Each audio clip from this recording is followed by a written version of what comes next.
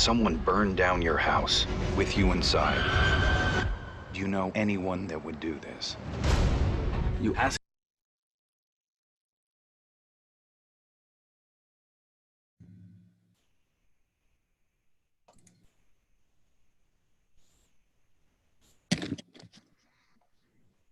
Good afternoon, everybody. What's going on? Did you notice how it snowed through the sun all day today? The world has just gone completely off its rocker. My Snow and house was sun, shaking earlier today. quarantine. Uh-oh, what do we got going on here? Here we go. All righty. So, how many of you were on the Ben Kinney call earlier?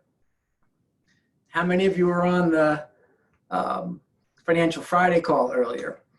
We had two great opportunities this afternoon to really kind of get our head around, just our head around, right? Around something other than all the bizarreness that we've been dealing with. So what I am going to do is ask for ahas from those sessions. So if you were on those sessions, search for your best aha from either Ben or from the Financial Friday, and let's throw some of those out. And while you're searching for those, let's kick Friday off with a little Ellen. All righty, thank you, Ellen.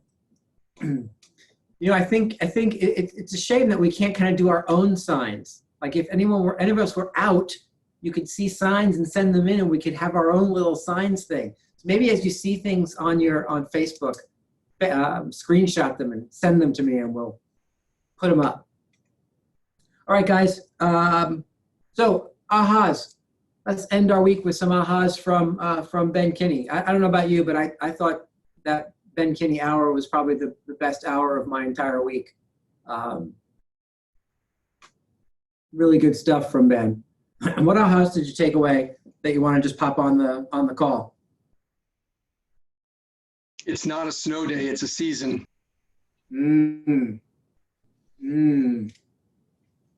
What does that mean?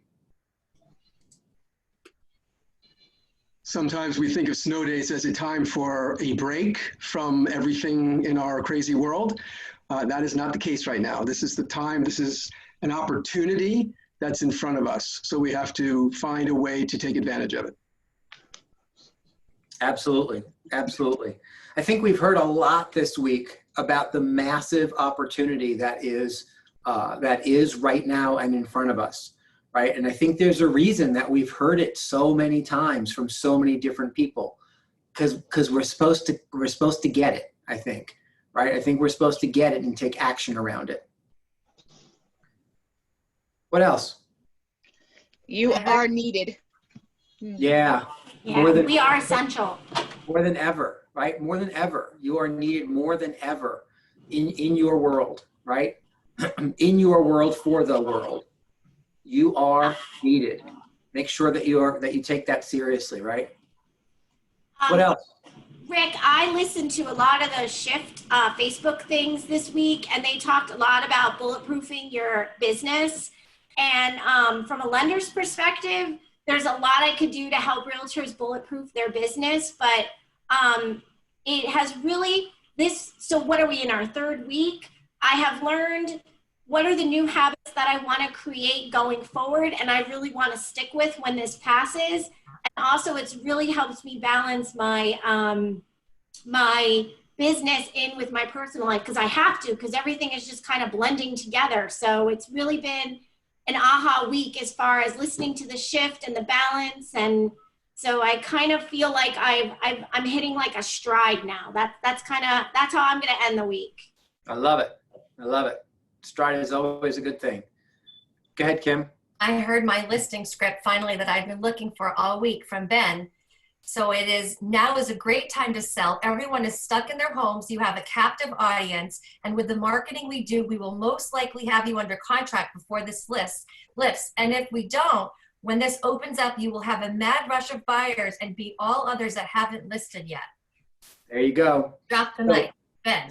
So yeah, drop the mic is right. So what Kim's going to do is she's going to just send that to me, and I'll make sure it gets blasted out to the entire market center. So you all have that, okay? I loved his daily plan. Yeah, talk about that. Yeah, his Ben's daily plan is, first of all, you set it at night, the night before. The first step is that you visualize what you're going to do the next day. You look at your calendar and you cancel anything that's not important. You make a list of your priorities for the day, and then you organize it by priority, and then you actually make time for the actual work and then do it. And he also said take 15-minute breaks every 90 minutes. You use those 15 minutes to hydrate, to eat, to go to the bathroom, to read, to do whatever to like kind of relax your mind a little bit. And then the last thing, which I thought was awesome and hugely important, was that you only commit to doing it for that day. Just commit to doing the plan for that one day and give yourself permission to do something else the next day, or, but just commit to the plan for just one day. Yeah, you don't have to. What I loved about what Ben talked about is that he talked about being human, not a robot. Right? Exactly. Because oftentimes we look at all this time blocking and 3 hours of lead generation and all this stuff, and it feels so robotic to us. And what I heard him say is, don't do that, because you're not that, right? Do stuff the way you can do it. Go ahead, Silva. Give us that one. All right, so this was big for me. You can't expense manage yourself out of a shift. You revenue out of it. So we've been talking about cutting expenses, but he said be mindful of what you're cutting. And also revenue out of it, it immediately puts me into a purposeful mindset and purposeful mind shift, because I need to focus on what I'm doing to bring more money to the table rather than cut out. That has always been my philosophy, and I really loved it. Yeah, well, because the truth in that is that nobody on this call can cut expenses low enough to succeed at a high level if you're not earning at a high level. You can't do it. It costs money to live a life, right? Unless you've been adopted by some rich family and no longer have any expenses, you've got to revenue your way out of it. And so I love the way that Silva positioned that, in that revenuing your way out of it is all about activity, right? One of those activities is making sure that you're cutting smart expenses, extraneous expenses. But the other thing that Ben talked about was, if you farm and you closed 4 deals from your farm last year, and your farm costs you, $2,500, and you closed 4 deals for $40,000, well, then cutting the farm is not what you need to be doing, right? You need to be cutting other things to make sure that you can continue to do the things that create income opportunities for yourself. Jen, go ahead. Why don't you give us that one?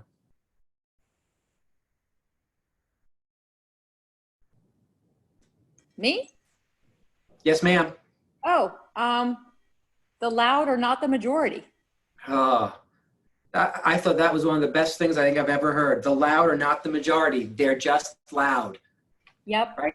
And they seem like they're everywhere, but when someone's loud, that's what happens. They seem like they're everywhere. So the loud are not the majority. They're just loud, right? The majority is everybody else. The majority is you. Right? And so recognize that most people feel the same way that you feel about the stuff that's going on, and just tune the loud out, because the loud equals the annoying in my world. Like, ugh, no thanks. Right? Well, so for me, in my experience over the last couple of weeks, the people that were the loudest are the ones that are the most afraid, and they're just being loud because they don't have any control over stuff. But none of us have control over anything right now. Yeah. Yeah, the own things that we can control in our own lives. Yeah, worry about the things that you can control, right? You can control when you get up. You can control exercise. You can control your diet. You can control the activities you focus on during the day. You can control, zooming into the things that are important to you to zoom into. You can control connecting with your database. You can control having listing and buyer appointments via Zoom. You can control creating a pipeline for yourself that is ready to go on June the 1st. I'm going to tell you that's my new plan for us all is we need to be spending time right now. If you come across somebody who needs to do something right now, excellent. Get them on the market or get them into a house. For the most part, however, you're going to find that a lot of the people you're coming into contact with are going to be on hold. Don't fight that because you can't control that.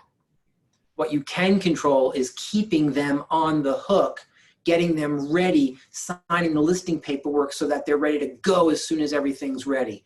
Keeping them engaged as buyers, having two Zoom appointments a week with your buyers, having a Zoom buyer consultation and getting them signed, right? So that everyone's just ready when the gates open, right? It was one of the things I loved what Ben said. When are you going to get to work? Are you going to get to work now, or are you going to wait for the gates to open and start doing everything then? And you've now missed the flood of activity that's going to happen when the gates do open. Hey, Rick. Right? Yeah. I got biggest distributions happen and down markets offer biggest opportunities. Position yourself today for tomorrow's opportunity. Yeah. The biggest redistributions of wealth happen now. That's when they happen. They happen now during weird off down times. So dive in, right? And I think that what Dee just said is another great script when you're checking in with your database for the second time. For the second time, because you should be almost through your database for the first time, right? The care call. We're 3 weeks in. So your care calls, if they haven't happened yet, like what are you waiting for? You've got to get through your care calls. If you're not almost done with your care calls at this point, like I need you to commit to doing that all weekend. You need to catch up. Because you're lumped into the category of everyone else who isn't calling those people, right? You need to set yourself apart and be in the category of people who do call those people. Your sphere, your database. So the second call, that's the opportunity to just get them ratcheted up to say, hey, you know what? I just heard something awesome the other day. And that is that the most massive redistributions of wealth happen when everything goes sideways. Would you agree that we're in one of those times? So I'm curious, how does that change your view on any real estate needs that you might have? Let's get you positioned to take advantage. I'm calling all of my important clients today to make sure that they're positioned well to take advantage of what's about to happen. When can we have a Zoom call to talk about how that's going to affect you, how you're going to jump in, how you're going to take advantage, right? Great one. 2 more? What do we got? 2 more? Come on, don't be shy. 2 more. I just put in the chat that stress is actually a catalyst for growth. Yeah, stress is a catalyst for growth, right? So stop running away from it. Just embrace it. Right? No pressure, no diamond. That's the same conversation. Too many of us run away from all that. You know what? You just gotta keep going. What else? One more. Somebody bring us home. People I can do the are one. expecting to hear from you. People are really expecting to hear from you, and they're happy when they hear from you. Yeah, 100%. 100%. Right? 100%. I was talking to Steve the other day, and I said that that one of the things that I struggle with those last couple of weeks is right around like 3 or 3:30. I don't know, man. I just my head gets funky, my energy gets off, and regardless of what I'm doing, I just struggle. Like I want to find something to eat, so I purposely don't bring anything, right? And everything else is closed, so you're kind of screwed if you didn't bring it, right? But it makes 4:30 and seeing all of you and talking with all of you so exciting for me and so worth it, right? And so I get what everyone's talking about. Personally, I get it. I get it. And so when you can be that to somebody else, I mean, we keep talking about the same thing, but again, my hope is that you're getting it. You've got to be that light for those folks. Go ahead, Adonis. You had one more, and then we're gonna close. Okay, I was just gonna do the one from the Wealth Can't Wait class that we did today. Yeah, go for it. Yeah, one of my favorite chapters is when they talk about the power of the words "I am," because I am, anything that follows after that is you mentally conditioning yourself or anyone you talk to. If you have a child, it's better to say you're being a brat if they're acting that way as opposed to you are a brat. Don't make it a permanent state of being. I love that. I love that. And actually, Adonis gives us our homework for the night. You can blame him, see? Whoops. Here's what I want you to do. I want you to write out 3 I am statements. I want you to send it to me. Do me a favor, email it to me, don't text me. 3 I am statements. They can be whatever you want. Doesn't have to be about your finances or your business or person, whatever. What are your 3 I am statements that you're going to work on and use for the coming week, right? Maybe think about what that I am statement does for you as in relation to what we just talked about to get you through the next couple of weeks, right? One of the other things that Ben talked about that I thought was so important was he's making a plan for how all of this is affecting his income month by month by month, and looking ahead to September as getting back to normal, right? And until then, income will be off. And so how are you making plans if that's the case, right? And he doesn't know any better than we do if that's the case, but he's got a plan. So have you made decisions about what that looks like in your world, and do you have a plan, right? Hoping unemployment kicks in soon is not a good plan. It might help, but it's not the plan. So what is the plan? How are you diving in to figure out the now, right? So homework is 3 I am statements, and send those to me.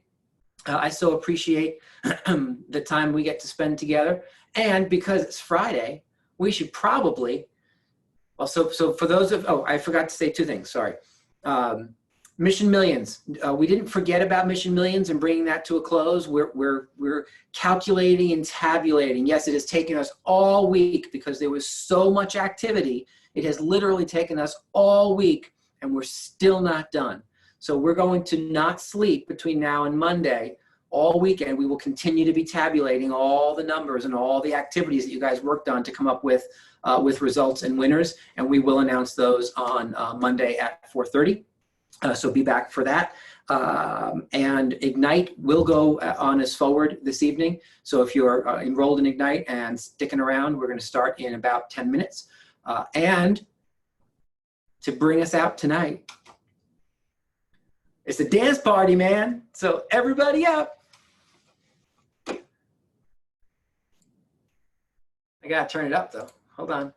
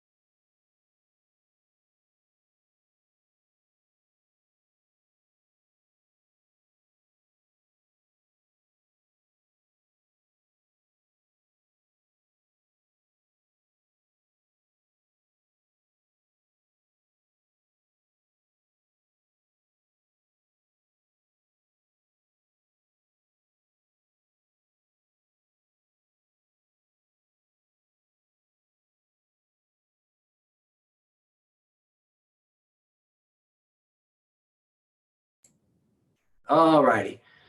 So for those of you just joining us, because I forgot to press the record button for the first 16 minutes, we didn't talk about anything important in the first 16 minutes. You're right up to speed.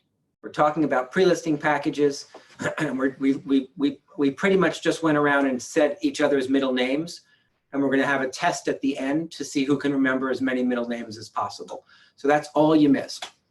For those of you who were here for the first 16 minutes, do not, it's our secret. What we talked about is our secret. Do not ever disclose what we just talked about. No, for real. So the idea of getting that to somebody quickly and within a half business day creates that wow factor, that pop. Why is it important to create that wow factor and pop for somebody?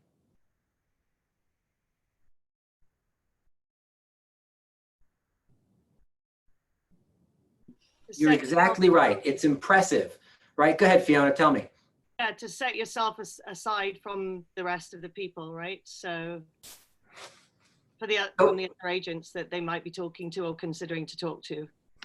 So Fiona just said something really crazy important. Thank God I turned the recording on before you said that, right? And so what Fiona just said was it sets you apart.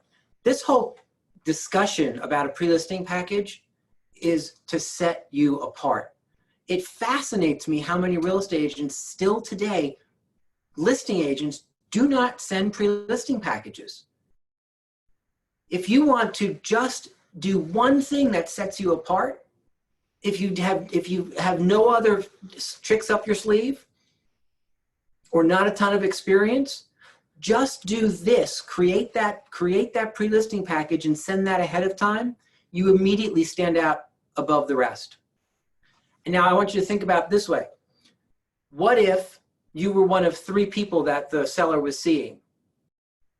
Now this very rarely happens. And yet, what if you were the only one who didn't produce a pre-listing package? What does that say about you and your business as opposed to the 2 other people? So I'd rather have you flip that, and you're the one who always has that. When it arrives within a half a business day, don't you think that says to that seller, this is my business, I take it seriously, I'm prepared, I'm professional, I have people to handle these sort of tasks in getting this information to you. You're important to me. I do this all the time. It sends all of those messages along with your marketing discussion and your resume and your testimonials. It sends all those unwritten things ahead of time so that people are already thinking, wow, I'm kind of impressed. So I'm going to add one more thing. We drop that package off. And once it's been dropped off 24 hours later, we deliver a video that says, just checking in, hope you got the package. And I want to introduce myself and give you a little more homework to do and blah, blah, blah. And send that via text. So a video via text 24 hours after they get the pre-listing package. I love that. I love that. And if I'm sure it does. And yet, if it doesn't, my video might also say, "Hey, I'm so glad you got it. Have you looked at it?" Right? Push them to look at it in the video, because then when we get to the confirming the appointment conversation, we're going to ask them to look at it again, right? Because if you don't push them to look at it, here's what we've learned over time: they don't look at it. Right? There's a couple of people who are curious, but they don't go through it the way we want them to go through it. So you've got to push them to go through it. And one of the ways you do that is by including this seller homework and then pushing with a video, like Debbie just said, the next day, and then the confirm the appointment script to make sure that they are ready for your appointment, because you remind them, did you do the homework? Right? No one likes to show up and not have the homework done.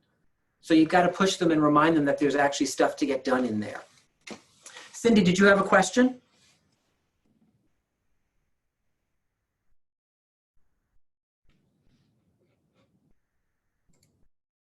Cindy, did you have a question? You have your hand raised. No, I don't know why my hand is raised. Okay, I'm going to lower your hand, no worries. You're just giving me a high five, I appreciate it. Okay. I love the little hand. It's fun, right? The little hand that gets raised. So, so one of the things I want to encourage you to do is, because we're sort of moving through this faster, is go online and Google real estate pre-listing packages. and see what's out there, because people post them, people tell you what's in them, people will show you their stuff, right? Some people go really overboard with a wow factor. Some people will take all of this information and bind it in a professionally done book, like on Shutterfly, right? You make 3 or 4 of them and you just kind of rotate them around your listing opportunities. And then you get them back, right? So if you're spending more on them and they're hard covered and bound, I like that version, frankly, rather than just something like in a folder. I like for it to look like we run a business, right? And so some people take the next step and put all of the documentation and whatnot in a big basket with snacks and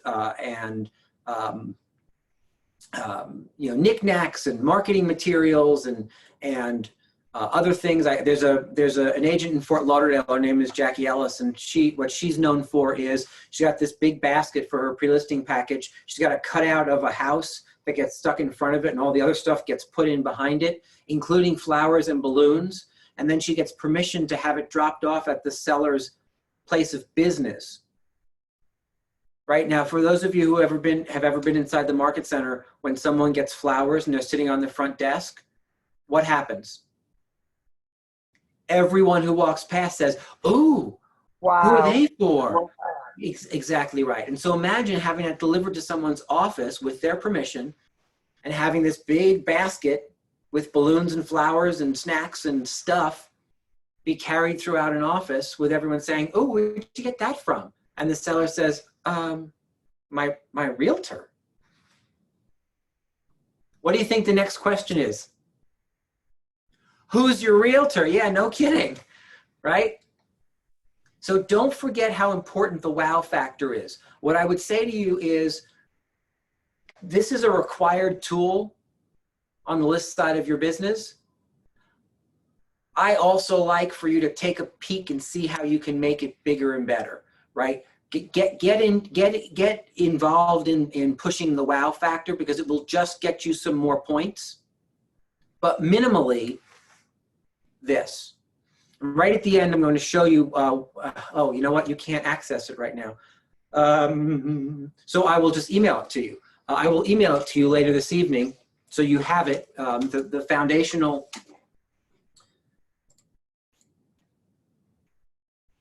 So I'll send you this PowerPoint. Can you all see the PowerPoint? Okay. Yeah. I have to get rid of you. Oh, there you are. Okay. And so you can just see that we've built this this foundational one for you. It's not required that you love it or hate it. You just need to recognize that you have an opportunity to use this to make your own. We absolutely encourage you to build your own. Here's that about the team. Here's your homework, right? Here's a blank page. Here's another blank page, right? So we have this foundational one that you can utilize and then customize by putting your own name, your own photos, adding pages if you want to add pages, subtracting pages. It's fully customizable, but that way you don't have to start from scratch. And again, if you hate this, that's okay. If you have nothing else, I encourage you to use it while you're building the something else. Because you should not go on another listing appointment without having a pre-listing package delivered before your appointment. Questions, comments, concerns on pre-listing packages?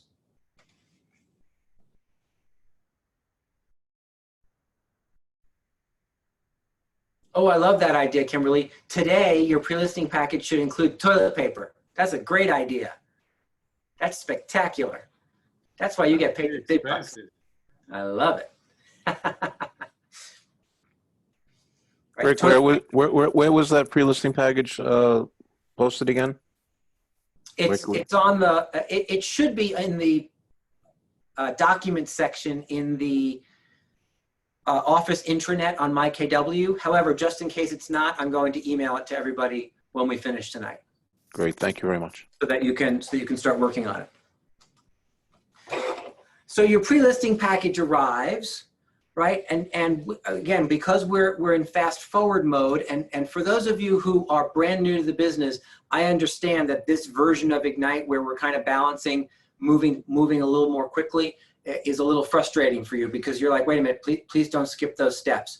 I promise you, by the time we finish, we will go back and cover those steps, and we'll also have additional trainings available to cover each of these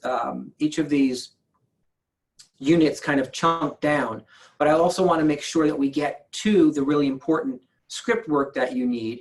So what we're not going to spend any time on this evening is talking through what might be that next step for many of you, which is going and visiting the home, right? So today, you may not go and actually physically walk through the home. You may have the seller FaceTime with you and have the seller walk you through the home so you can see the property.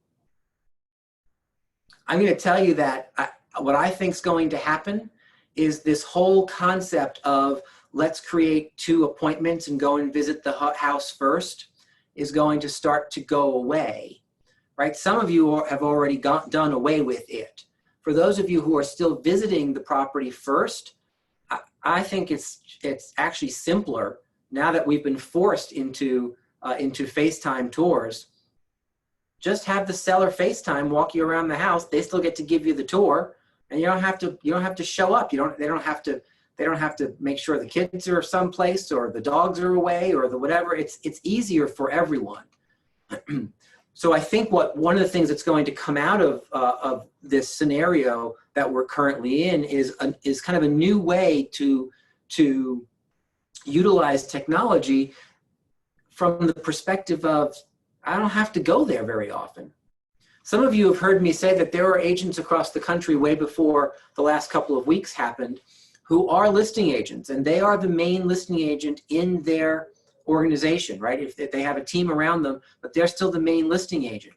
And yet they don't meet any of their sellers any longer. They create appointments with sellers. They have the sellers come in, they make sure that the pre-listing package gets done. And then they have the sellers come in to the office for the appointment, and an assistant shows them to the conference room and pushes play on a computer screen, and they show up in a pre-recorded message for 22 minutes, explaining how the process is going to work, explaining the most commonly asked questions. And at the end of that video, they say something like, and so, thank you so much for your time. Jessica will be in shortly to answer any additional questions you might have and process the paperwork with you. Thank you so much for your time this afternoon. We can't wait to get your home sold. And they go off the screen, and then Jessica, the assistant, comes back in and says, did you have any other questions that Donna didn't answer in the video? And maybe one of the questions is, oh, will we meet Donna? No, not this evening. What other questions do you have? Right? And so some of you are horrified by that concept. What? Remember what I said a week ago? I said, we're going to talk about concepts for building a volume business. When you build a business that revolves solely around you, you can never get out of the business because you've built the business solely around you. Here's what I've learned over time. People don't really need or want you. Hi, eyes on the call. I'm sorry to disappoint you. You may go into a tailspin for the weekend. I apologize for that. But they don't want you. What they want are the standards and the level of service that you and your business project. It doesn't have to be you. Can I interrupt one tiny moment? Of course. This event, this world that we're living in right now, one of the comments we had on our team call this morning was, our systems are becoming everything we thought they were in our heads. It's happening now because of that. And what we're talking about in terms of a virtual walkthrough was hard for me to visualize before. I think it's the way we're going to go, because and people are much more comfortable with the technology because they're using it too. So Joe homeowner is going to be able to live up to that as well.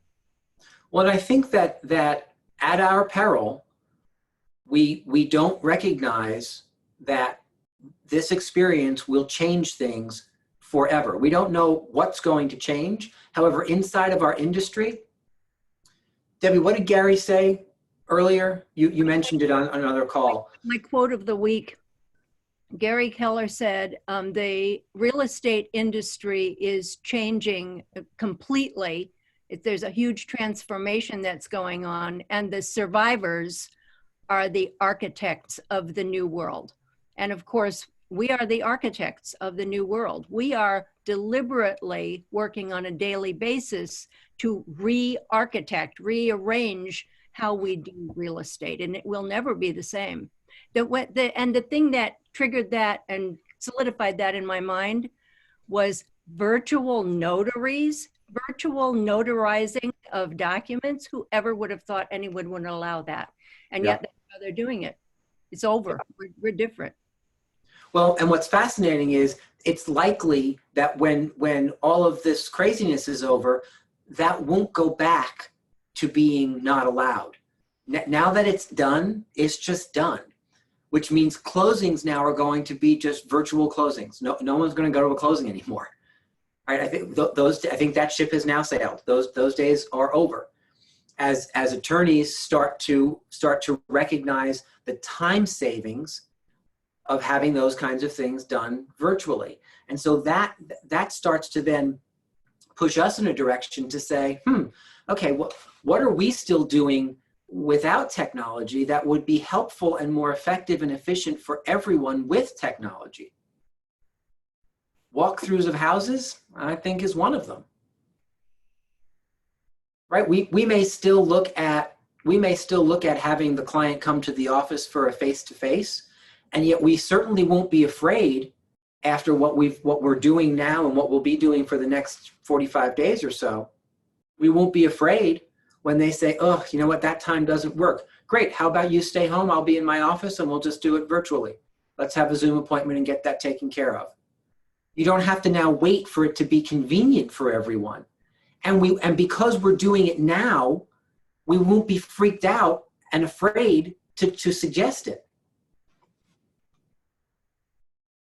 I likely speak for many of the people on this call when I say prior to 2.5 weeks ago, the idea of saying, hey, you know what, I mean, unless someone was living in France, right, the idea of having some Skype session or a virtual Zoom session to deliver a listing consultation made people nervous, except in very extreme situations.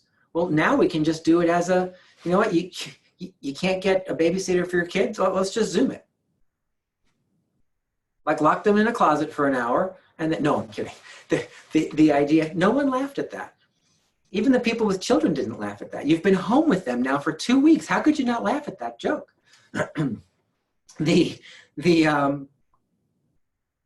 I probably have to text my house because I think it's probably time to let my children out of the closet.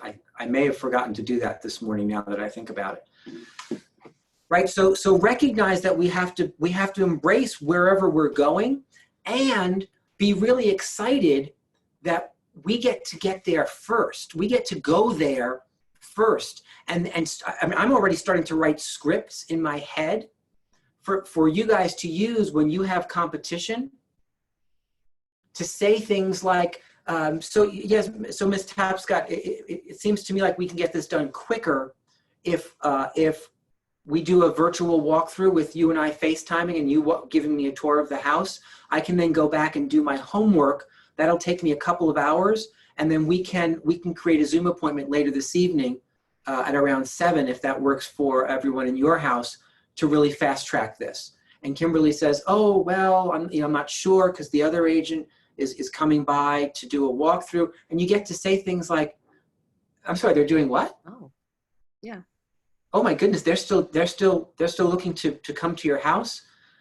We've actually fast tracked that. We've actually created a system that is just more convenient for you, that gets the job done as good or better, and doesn't waste your time. I'm curious, are you interested in listing with someone who above all else respects your time or something? Right, I'm thinking about the idea of, it's kind of like when we get on Monday to the SPA, the pricing portion of our conversation. Right, most of you know that I don't speak in CMA language anymore. Right, we use SPAs, and SPAs are, what's the difference between an SPA and a CMA?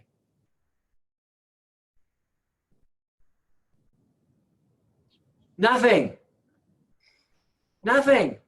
We just gave it a different name, and it's how you use the information. You're still going to do the same work, but we've repackaged it. But when you repackage it, you get to say things when someone says, when you ask the question, we'd like to now spend some time on the strategic positioning analysis. I'm curious, has anyone else sat with you and gone through a strategic positioning analysis? And if they saw somebody else, and they say, well, no, we had a couple of CMAs done, the beginning of the script, next script is, you have to use that as the first part of the script. Did you say CMA? Oh my goodness, I haven't heard that in forever. Holy cow, I didn't think anyone was still doing those. Wow. Well, you know what, the good news is we've kind of moved forward and created a system that delivers the relevant information for you to make a good decision today. Again, CMAs, used to work back in the dinosaur age when stegosauruses were eating the trees. But no, I'm kidding. But the idea of utilizing the opportunity to contrast what you do with what everyone else does, that part I'm not joking about. It's part of the reason we call things different things. We just started to name them differently so that you had the opportunity to sound different to someone who was seeing more than one real estate agent. Because everybody else goes in and peddles the same wares. Again, this strikes me as, this is packaging, this is marketing, this is sales, and it's all differentiating yourself. And one of the things that Rick and I would do when we went into listing presentations was we always played the CD Chicago on the way in, particularly give me the old razzle dazzle, because you have to have a little color in what you're taking to these people in order to get their attention. And we razzle dazzled them. You know what I would do today differently? How I would do it differently today is we would have it on our phone, like in the pocket. And so they would actually hear it. Instead of just doing it in the car for us, we could like arrive and have razzle dazzle be blaring out of our speakers. That'd be spectacular. I love that idea. Everyone needs entrance music. Write that down. You need entrance music for when you arrive at an appointment. Okay. Questions, comments, concerns thus far? Quick, can you hear me, Rick? I can. Okay, quick question. Being brand new to the business, this might be a little off topic, but when we are all moving toward a more virtual day of life, does that offer you any reservation or concern from that Zillow or these online agencies have already taken that approach? Does it make you worry that they'll just continue to eat up more of the business?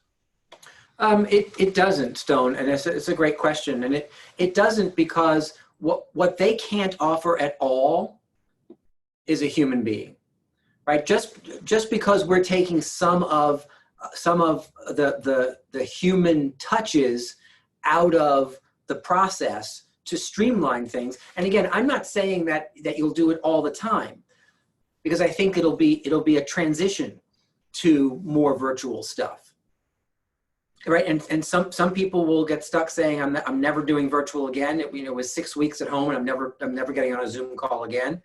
I think those people will lose out over time. And I think that people who go completely virtual right away, they start to lose out on some of the human touch piece of this. What Zillow doesn't have is the opportunity to mix both. They can only be virtual and digital. So I'm not terribly concerned. Plus, I do believe that as and this is not me being a cheerleader for Command, however, I know enough about what Gary's vision is for what he's building for all of you, that there's a reason why people outside of our company are calling Command the Zillow killer, right? Because eventually we are going to be able to offer the world what they get on Zillow. So I'm not afraid of Zillow. I'm not afraid of Zillow. I'm not afraid of any external interloper kind of coming in and stealing our thunder, because they can't deliver what we still can deliver. We bring humans with technology. We're not technology minus humans. Does that help answer that? Absolutely. Okay. Does anyone disagree with that? You're certainly allowed to disagree. It's America. So Rick, this is Donna. Yeah. On one of the earlier calls, I forget which one it was, I actually said, this is actually our opportunity to own that space, because we're going to be able to do it so much better than they can. We'll leave them in the wake. I mean, that's the way I look at it. Yeah. Yeah, it's so true, because they're coming at it from a technology company that's trying to get into real estate, right?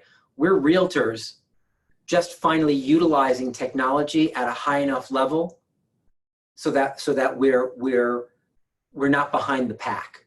As an industry, understand we've always been behind the curve on technology as an entire industry. And so we're just looking to change that and put ourselves in front of the curve. But again, we marry that with still being a human person, right? And that's an important piece of that. All righty. Any other questions before we move forward? One of the things for your homework over the weekend, if you would, let me see if I have this open and can show it to you.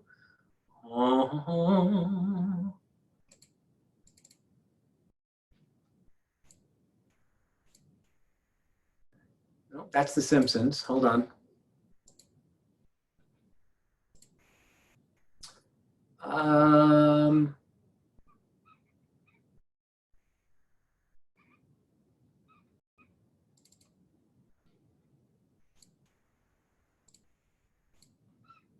Here it is. On the shift pivot page, or pivot shift page, right, which is, if you look at the top here, if you go to kwconnect.com/page/pivot shift ahead, that right there, I'll put it in the chat box in a second, that will bring you straight to this page that I'm scrolling through. There is a,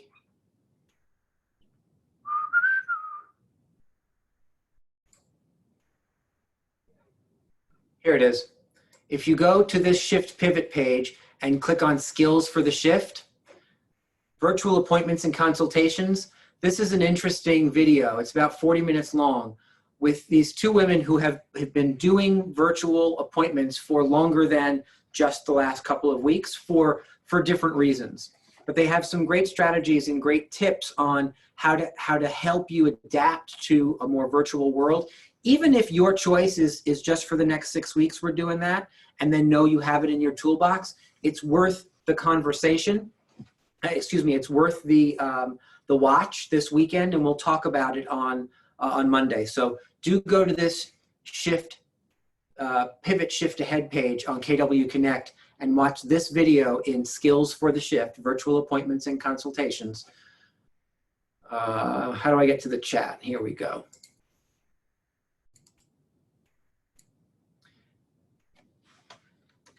So there's the link, and I'm just going to see if I can give you the direct link to this.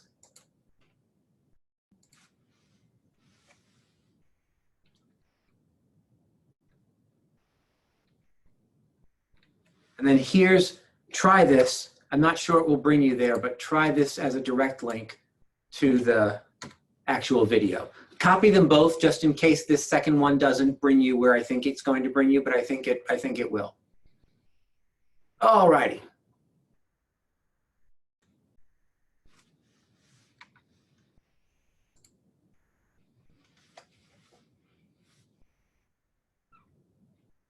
Okay. So that's your homework. In addition to making sure that you're still working on the second 30% of your entire database, right? Your care calls to your entire database.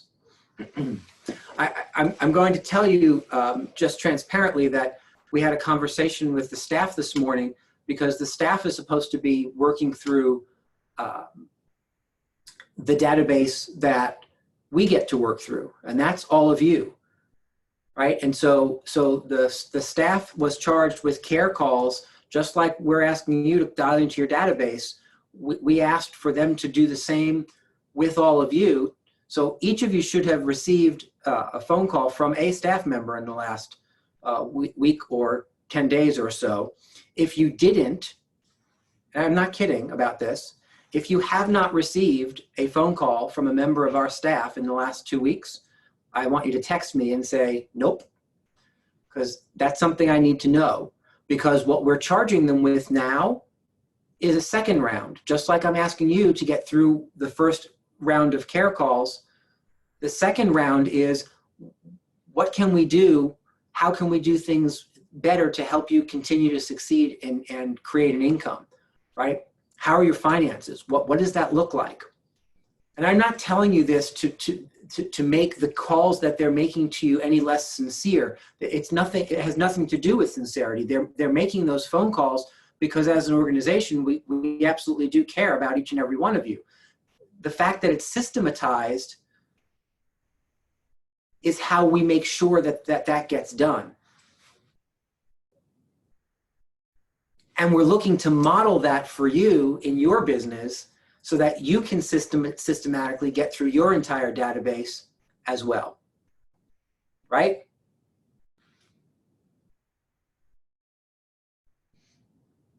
All right, want to dive into the consultation? Yes, Kimberly says yes, so we're doing it. Okay. So let's talk, before we get to the actual scripts, let's talk a little bit about where you're having your consultation. So your actual consultation, right? You've seen the home either virtually or via a walkthrough. You've gone and done your homework now. You're now ready to sit down and have a consultation.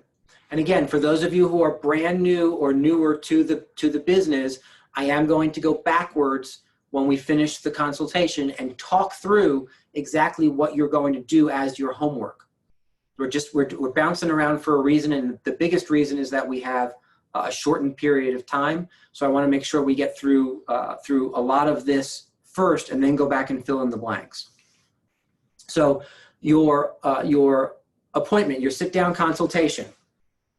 First and foremost, please don't call it a listing presentation.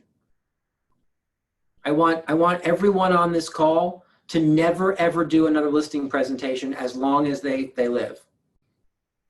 You need to be doing listing consultations, right? We're going to teach you consultative real estate. Consultative real estate is different than presentational real estate. Presentational real estate is when you get up in front of somebody and just talk at them, telling them how wonderful you are and what you can do for them. Consultative real estate is when you sit down and as partners have an educational discussion so that they understand that they are in good hands with you. They understand everything they need to know to make a great decision. And then at some point, you sit down with them and ask them to make the decision. That's consultative versus presentational. So where are you having that appointment?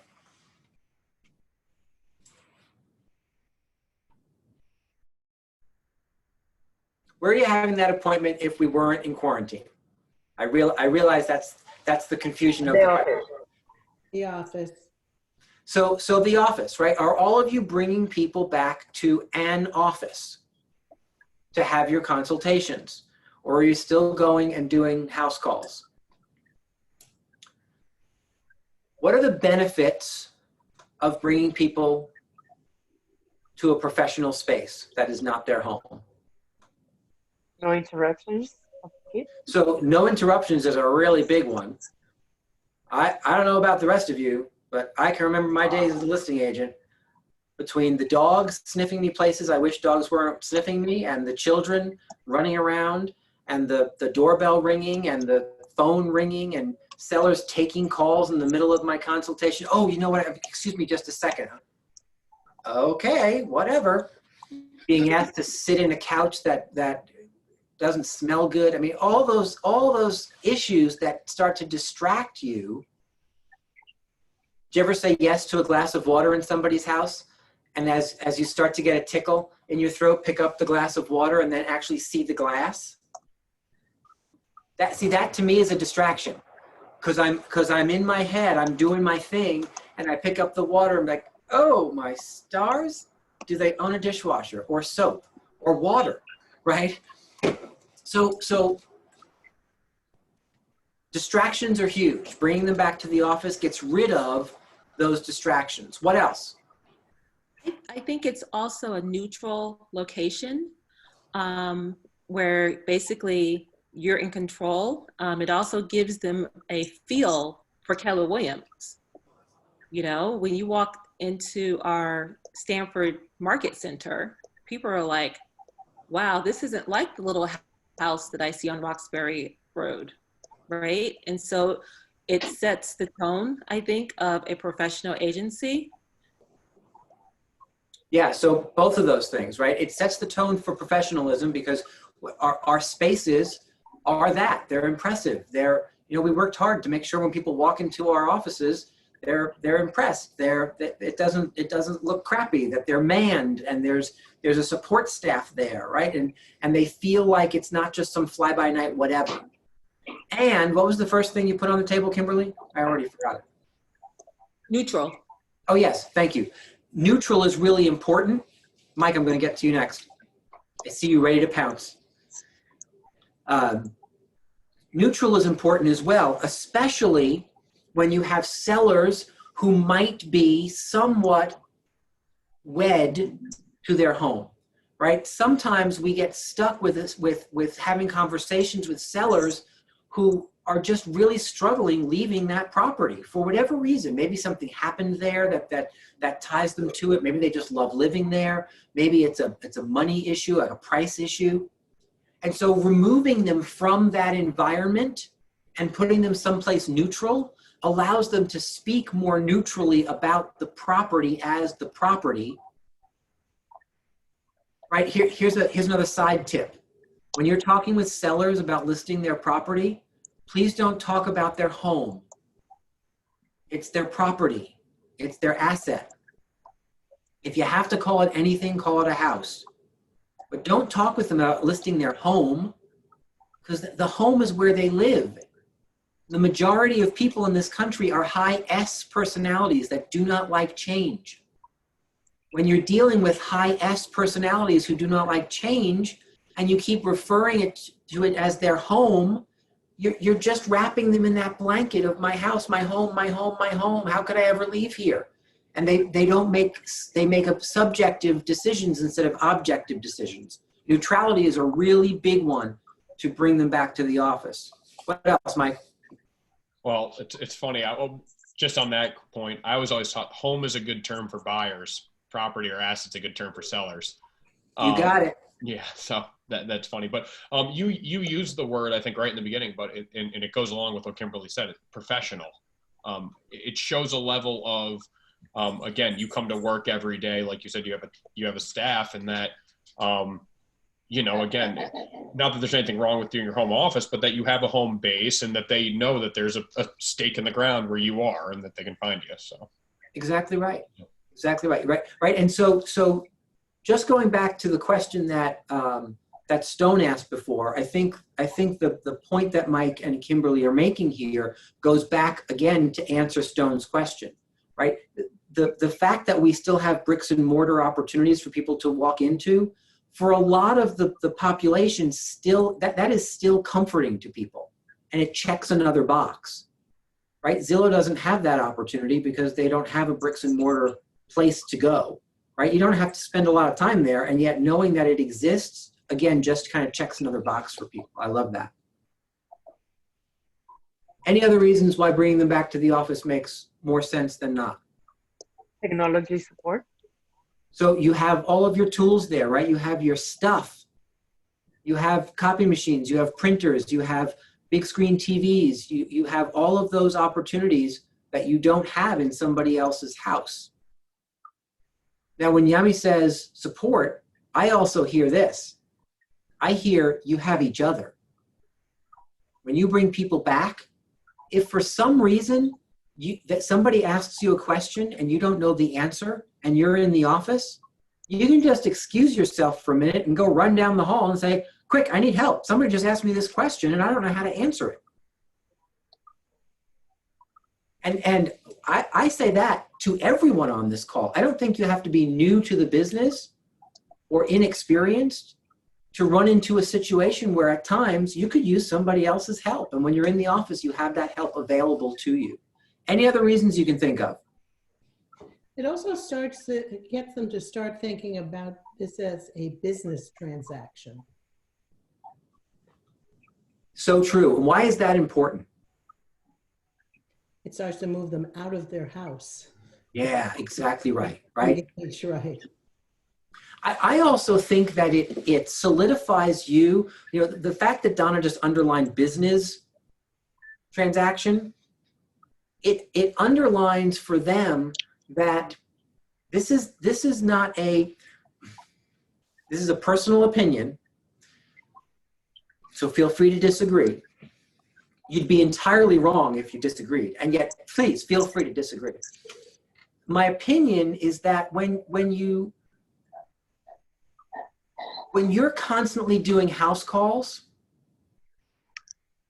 you're taking the idea that this is a professional service industry and you're diluting it, right? Because I want you to think about how few other professional service industries actually run back and forth to someone's home to get the job done. Almost none. Almost none. And I would just be cautious that you've not chosen that as the way you're setting yourself apart. Because remember, we're talking about volume business. When I'm in the office and I have Nancy come see me at 12 noon and Rudy come see me at 1 o'clock and John come see me at 2 o'clock and Donna come see me at 3 o'clock, I can bang out 4 listing consults in an afternoon, bing, bam, boom. If I'm driving all over creation in everybody's house, first of all, it takes way longer because you cede some control. And now I have to have drive time and dog time and kid time and distraction time and not having my tools time, right? So do you see how that all works against you?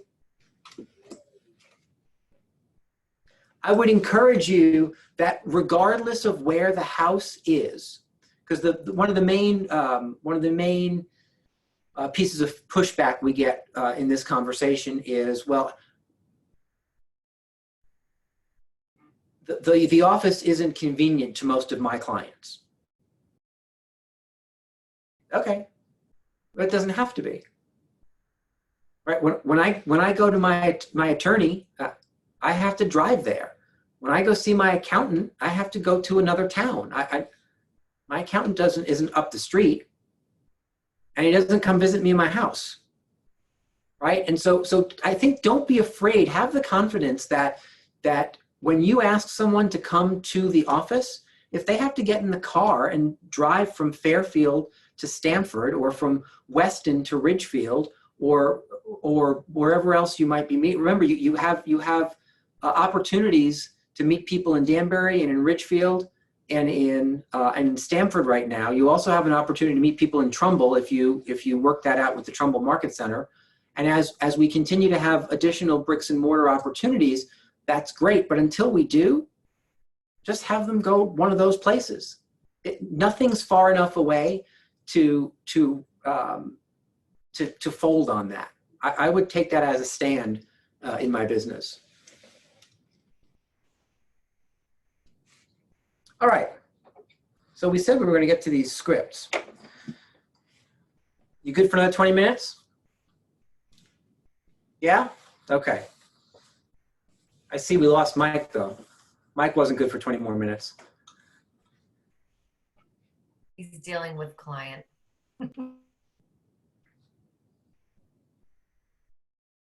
So do you have those scripts in front of you that I sent out on Wednesday? So I want to kind of go through them. I want to go through them in a different way than maybe we've done in the past. I want to outline for you what these look like, and then give you the homework over the weekend of reading through them. And so I want to give you just a kind of an overview of what this looks like, have you read them, and then we'll go through them a little more specifically on Monday to point out certain pieces of this script work that are important, that you shouldn't miss and that you shouldn't change. And then we'll dive into the really important piece of all of this, which is the SPA and the pricing and positioning piece, and we'll go through that in detail. So the first step in the Mastering the Listing Consultation script work is what? What's the title of it? Right, confirm the appointment. It's funny, I see like people mouthing, confirm the appointment. I've learned to read lips in the last 2 weeks as well, just by the way. I've gotten really good with Zoom, and I've figured out some production management skills and can read lips now. And so it's confirm the appointment. Why on earth would we confirm the appointment? So this is the night before you're going to have your consultation. Why are we confirming the appointment?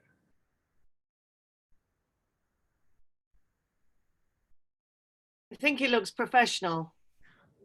Exactly right. Because professional service industries confirm their appointments with you. And what I have found is that one of the reasons that real estate agents don't confirm appointments is because far too many of us live in that mindset of, if I call and confirm, they might say no. I might lose the appointment. Trust me when I tell you, you're not giving them the idea to cancel the appointment. They wouldn't have made the appointment with you if they didn't want to have an appointment with you. Right? That's a scarcity mentality that we have to crumple up and toss in the garbage. Right? We've got to start being more confident in our abilities and treating the clients with the professional service that they deserve to get, which is that idea of confirming the appointment. I'm going to tell you what, I am so grateful when people confirm appointments with me the day or night before, because I forget. Even when I'm in my calendar, I forget. And if it happens the night before, now I'm far more interested in taking the mental time that I need to prepare for that appointment.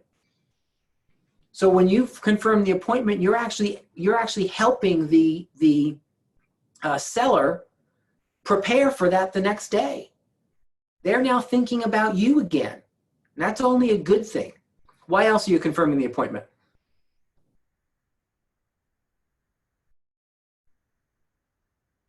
Just say to other people to confirm the appointment for you. So we're going to get there in just half a second, right? About who's making this phone call. Why else are you confirming the appointment?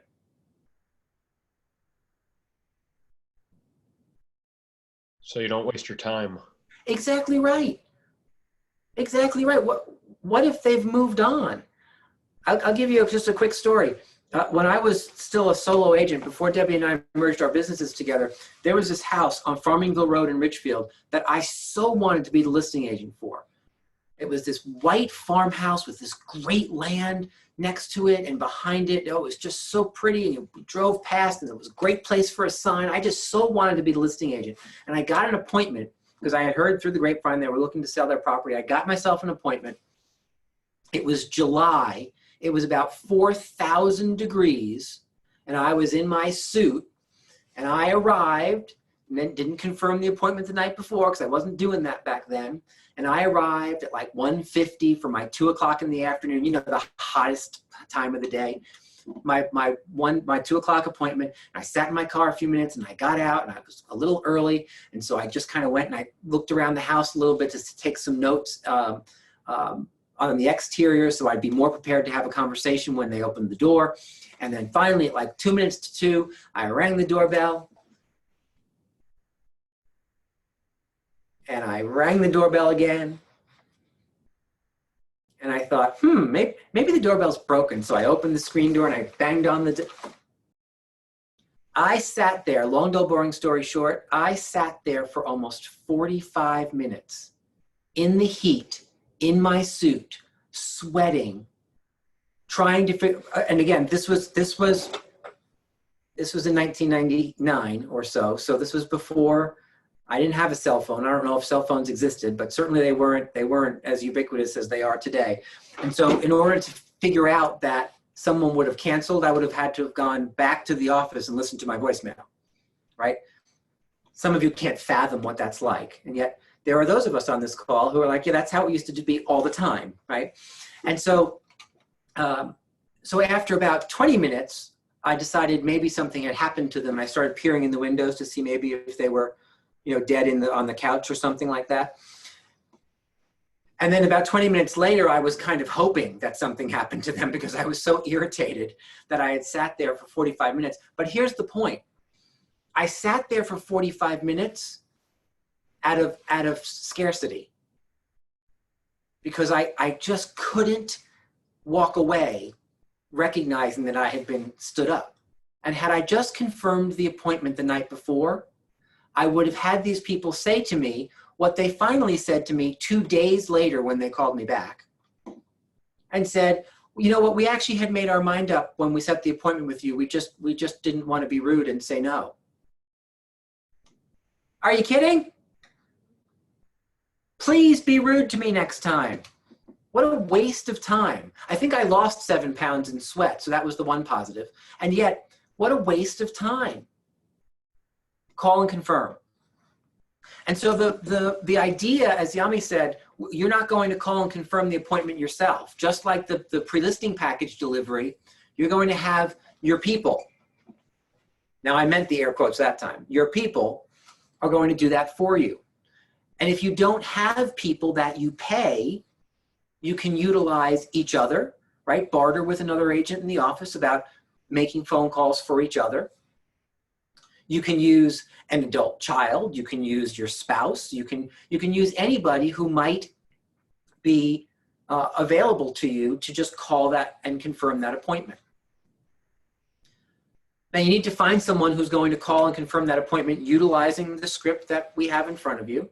You're going to find someone who is willing to do it the way you want it to be done, because in that role, they're representing your business, right? So if Rudy and I decide that we're going to barter back and forth, and I'm going to call and confirm his appointments the night before, and I call and use this script, Rudy's going to tell me exactly what he wants done when someone starts asking questions.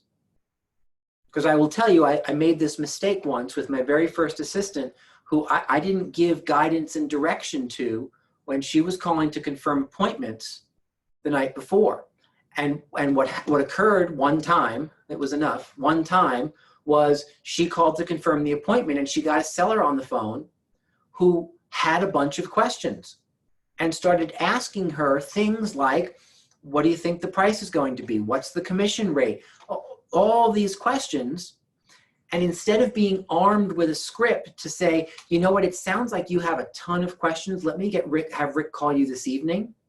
Or even better, arming her with the script that says, Rick is going to handle all of that, answer all of those questions when he comes and sees you tomorrow at 3. She wasn't equipped with that. And so she panicked and just started answering the questions. Trust me when I tell you, they were answered in a way that I would not have answered the night before. And she gave information, and she didn't mean it, but she kind of destroyed the whole listing opportunity, because I got to go in the next day and say completely different answers. Now, she had told me what had happened, so I was prepared to do it. But I had to give different numbers. The price she said wasn't even close. The commission rate that she thought he wanted to hear was not what I was willing to work for, right? And so I got to have a very different conversation the next day. So utilizing this script is one thing, but preparing the other person for how you want things done and having them agree to do that is really important. Does that make sense to everybody? And so step number 2, as I said, we're going to run through these. I'm going to give you an overview, and then I want you to read through all this, and then we'll get specific on Monday. So step number 2 is setting the stage, and setting the stage shows up when they arrive, right? So they arrive at the office, and the whole set the stage piece is really just you either in saying hi once, if they're already in the conference room, or you getting them from where they're sitting to the conference room and then beginning the consult, right? And so the set the stage piece gets broken down into 3 different sections. Section 1 is simply the intro section. Section 2 sets an agenda for what you're going to do together. And section 3 is ultimately a close. And again, we'll break down those sections on Monday very specifically. I want you to hear, though, what I said. Setting the stage is when they've come to the table, right? So you're actually saying, hi, let's sit down and have the conversation. You can see, if you're looking at set the stage in your scripts, it's not very long. You don't have this big, long, protracted conversation. And what did I say section 3 was? Section 1's the intro, section 2 is the agenda, section 3 is Close. Close. Does that surprise anybody that we're going to close that quickly? If it does, you're going to hate the rest of this. But here's what's cool. If you will trust when I say to you that by utilizing this script and having a quick, personable intro, setting a quick agenda so people understand exactly what they're there for, which, by the way, includes having the discussion that some kind of hiring decision is happening this evening. Part of that agenda is you communicating that there's a hiring decision that's going to happen. I don't see anyone running away, so that's a good sign. And then that last piece ends with, do you want me to handle the sale for you? That's a close. If you will utilize this script 3 times out of 10, when you get to the bottom of this page, now they've been in front of you for 3.5 minutes. 3 times out of 10, when you ask this question at this point in time, after 3 or 4 minutes, do you want me to handle the sale for you? You will get a yes. 3 times out of 10. It's about a 30% hit rate. So let me ask you this. If 3 times out of 10, you could know right up front that you're getting the listing, do you think that could change how you proceed in those 3 scenarios? Do you think you could save everybody time, effort, and energy in those 3 scenarios? Yeah, of course. Right? If they say yes to you after 3 or 4 minutes, I can remember this one time when we first opened the Ridgefield Market Center, our large conference room, we decided to look like somebody's living room, right? And so we had the big screen TV behind us, and then Debbie and I sat here, and then there was the conference room table, and then we had these 2 huge overstuffed chairs that actually came from my living room in the conference room, because we had heard at some conference, make them feel like they're at home so that they feel that they relax, right? If they're too stiff in the conference room, they won't make good decisions because they're too stiff. So make them relax. I'm like, okay, so we put the chairs in there. And we had this guy, and Debbie and I are doing our little dog and pony show, and we had this guy sitting in this big overstuffed chair, and he just can't keep still. He's lurching around, and he's crossing his legs, and he's uncrossing his legs, and he's dropping things and picking them up, like to the point that we were both like, is this man epileptic? Like, what is wrong with him? Is he having some kind of a medical condition in front of us? And so at some point we stopped because you couldn't keep going the way he was behaving. We stopped and we said, Mr. Smith, it's clear that you're terribly uncomfortable. Is there a way that we can help you be a little bit more comfortable? And he looked at us and he said, oh, thank God you asked that question. Look, if I didn't think you could sell my house, I wouldn't be sitting here if we could just get on with it.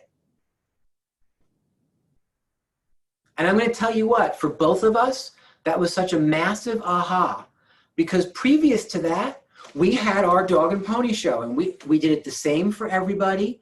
I said the things, and Debbie said her things, back and forth, and it was always the same. And that night, we changed it. And what we started to do was we started to ask people the question, I'm curious, we find that most people are interested in having one of two conversations, either a marketing conversation or a conversation around the numbers that affect the sale of your home. Where would you like to start? So that night changed everything, and we started to have that conversation first, and they got to pick. Then, of course, as we adapted even further, we just let the marketing conversation go, because that's handled in the pre-listing package. So now you're just having a conversation around the things that the people want to have the conversation around anyway, which is the numbers. So why are we torturing everyone and not just getting to it? Right? And so recognize that at the bottom of this page, after 3 or 4 minutes, when you ask the question, 30% of the time, that's those people. That's those people that wouldn't be sitting in front of you if they didn't want to hire you and think you could handle the sale. So let's just know that up front. When people say yes at that moment in time, it's my opinion that you say, excellent, that's what I thought. So here's the contract that we need to go to hire me officially.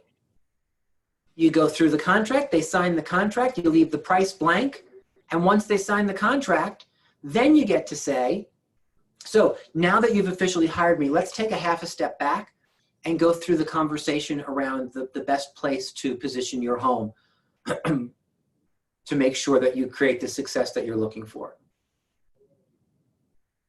Have them hire you first and then have a conversation about numbers. If you think that that's an impossibility, first I'm going to ask you to trust me when I say to you that 3 times out of 10, if you will ask that question, you will get a yes. And the other way I'll answer that skepticism about being hired first and then do pricing second, I'm going to answer it using 2 words. Sue Adler. Sue Adler is a mega agent out of Summit, New Jersey. Last year, she did about $200 million worth of volume. $200 million worth of volume. That is, if I don't say so myself, a crap load of real estate. And what we learned from her is that 9 times out of 10, she gets hired for her. She gets hired on her merits, and then they have a pricing conversation. It's who we learned it from. Back in 2008, 2009, our agents kept coming back to the market center saying, you know what, I am so frustrated because I am telling people the truth and I'm losing because I'm telling people the truth. I'm losing on price. Because what do we know a lot of sellers do? If they see 3 agents, they parade them through, they stamp the number on their forehead, and then in their mind's eye, they close their eyes and they line up the 3 real estate agents based on the numbers they gave, and they pick the highest number. And that was happening a lot in 2008, 2009, because our sellers were really freaked out that the market was starting to really shift out from under them. And they were unwilling to look at the truth about what was happening. And so what we said was, okay, how can we help arm everybody with a system that doesn't put them in harm's way by delivering a number? And we turned to the system that Sue Adler uses. It's what we're going to go through with you on Monday when we get to the pricing and positioning conversation. Hire me, and then let's talk about price. The next page in this is fiduciary versus functionary. I want you to read through that. We're gonna underline some really specific words when we get to that on Monday. It just outlines the difference between different kinds of real estate agents, right? There are functionaries and there are fiduciaries. There are agents and consultants. And you're going to paint a picture for them about what you are versus your competitors. The next step is the needs analysis. The needs analysis on the seller side is relatively quick. However, what it does, it's actually a brilliant tool to help you help the seller tell you exactly who they want you to be. Every seller has something different that's important to them, right? Their top 3 things that are most important to them are different for each seller. We oftentimes get stuck thinking that every seller wants to sell for the most amount of money. And experience tells us that that is simply not true. There are sellers that I've asked this question to where money isn't in the top 3. It doesn't come up, right? There are other things that are more important. Timing, how things are going to be shown, length of time on market, right? All those kinds of things. Price doesn't come up. So recognize that you have this opportunity to ask some really key questions that will help you understand exactly what they're looking for from you so that you can just go and be that and be hired. I look at the needs analysis on the listing side as like a legal cheat sheet. Right? If I ask Debbie a couple of questions, that what I'm really saying is, okay, could you just give me a couple of quick pointers on exactly what's important to you so I can be certain that you understand that I'm competent in those 3 things? If you could just tell me what those 3 things are so I can say, yes, I'm competent in those so we can move on faster, I would appreciate it. That's pretty much what this does. So read through that and we'll go through it on Monday. And then you're in the spot for the next couple of pages. You're in the market conditions section, which starts with some market conditions questions and then goes through 2 exercises that we'll do together. One is a broker metrics exercise and one is an absorption rate exercise or month supply of inventory exercise.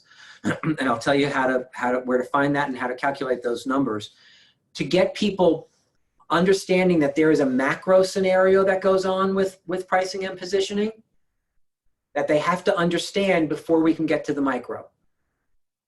Many of you dive right into the micro without setting the stage with the macro.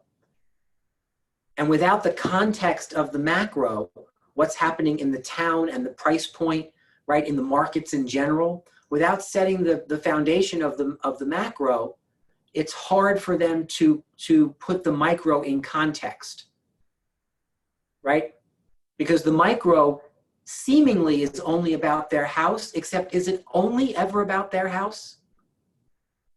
No, it's always about how their house fits into the larger picture. And so if you're not talking with them about what the larger picture is, it's very difficult for them to do the exercise you're going to ask them to do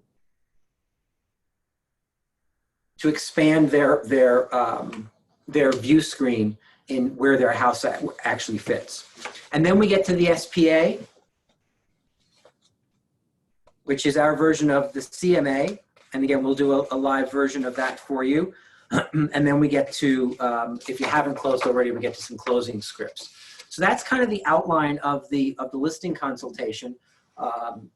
Any questions on it from the 10,000-foot view? So what I'd like you to do is I'd like you to read through this cover to cover over the weekend so that we can move more quickly through it on Monday, because I want to pedal through the first stuff in the first 20 minutes or so, and then really get to the pricing conversation so that we can spend the time that we need to really have you get clarity around what this process looks like and how powerful it is. Does that make sense to everybody? Sound like a plan? Yeah? Thank you. Excellent. So for those of you who are still in the middle of Passover, is there more than one Seder, or was it just last night? I should know this and I don't. How many, Donna? I don't remember exactly how many, but definitely more than one. Okay. So for those of you who are continuing Passover, please enjoy the rest of your virtual Seders. For those of you who are celebrating Easter on Sunday, have a lovely Easter. Say hi to all of your families on Zoom for me. I'd love to send me your number. I'll Zoom into your Easter dinner and just say hi. Because that's just what you want after listening to me all freaking week, I'm certain. Most of you are like, you know what? If you dress up as the Easter Bunny, you might have a shot. Other than that, you're out. Have a great weekend. Have a happy Easter. Have a happy Passover. And I will see you on Monday. Be good. Be well. Have fun. Thank you, Rick. My pleasure. Awesome.